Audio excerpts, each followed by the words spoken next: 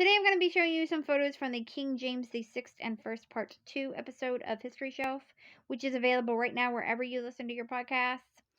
I'm not going to be showing you everybody that I mentioned in the episode because I may have already shown them to you because I mentioned them in Part 1 or I mentioned them on someone else's episode.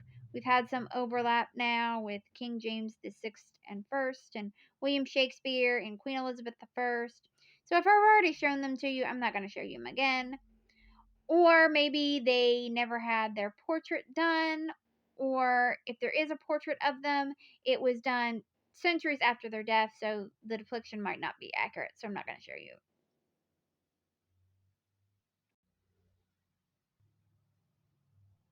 This was Anne of Denmark. She was James's wife. This was James's son Henry. This was his daughter Elizabeth. And this was his son Charles. This was Robert Cecil. He was James's Secretary of State, among other things. This was Father Henry Garnet. He helped discover the Biplot, and the gunpowder plotters tried to get him involved in the gunpowder plot. This was Henry Brooke. He was involved in the main plot. This is Lady Arabella Stuart. She was the one that the main plotters wanted to replace King James VI and First with. And this was her husband, William Seymour.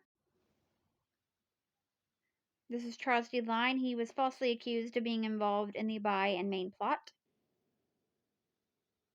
This was Thomas Egerton. He was one of James's advisors. This was Thomas Sackville. He was also one of James's advisors. This was Edward Digby. He was involved in the gunpowder plot. This was Pope Clement VIII. He was the one that gave Anne of Denmark the rosary. This was Henry Percy.